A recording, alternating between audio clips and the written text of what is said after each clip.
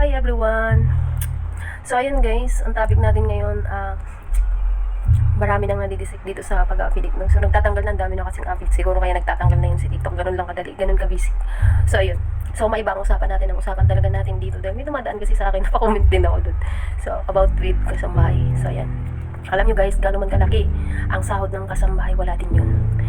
Kung hindi ka marunong mag-ipon. Pero kung marunong ka mag-ipon, pwede siguro yun. Okay ang kasambahay kung may benefits ka. Kung meron kang SSS, pag-ibig, ganun. So yun, maganda yung ganun. Kasi pabor yun, pagtanda natin na yung ayos yun. Basic ang pera nun. Basic kasi pagtanda mo, meron ka ng pera, di ba? Meron ng ano kahit na hindi ka magtrabaho. So kasya na yun sa'yo. Pero guys, gano'n man kalaki ang pera, gano'n man kalaki yung sahod, wala din yun guys. Tapos hindi ka magaling mag-ipon, wala din yun. So wag sasabihin ang mga employer na mga like minimum sila pero meron silang SSS, sobrang malaking bagay yan guys. Para sa akin, doon tayo sa minimum na may SSS tayo. Kung kasambay tayo, malaking ang sahod natin tapos wala din SSS, wala din yun guys. Nagpapagod lang tayo sa buhay natin na wala din. Ako, wala din hanggang yun, wala ako ipon. So ay nako, yung damit ko itim pa rin hanggang ngayon. Ilang taon na. Oh, ano kaya dyan?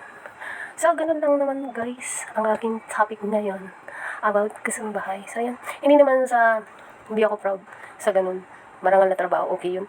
Sino ba ang nagsabing masama ang kasambahay? Walang nagsabi nun, di ba? So, para sa iba, mababa lang ang tingin nila talaga sa kasambahay. Sa akin, accept ko yun. Okay lang yun. Kasi, hindi natin pwedeng i-please ang lahat ng tao na maging mataas ang tingin nila sa mga kasambahay. Totoo naman, di ba? Wala na tayong magagawa. Mabash man tayo dito. Okay lang. Choice natin to. So, yan. Walang masama sa pagiging kasambahay. Sadyang may mga tao lang na hindi natin pwedeng i-please sila. Mababa lang ang tingin nila sa kasambahay. So, yun talaga. Real talk yan, guys. Nasa mundo tayo na madumi. So, tanggapin natin yan. Ha? Okay?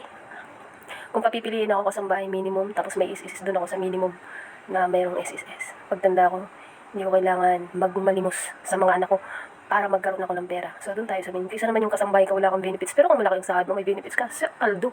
Yun. So, yun lang guys. Start na tayo ng trabaho. Araw-araw pagod. Bye. God bless.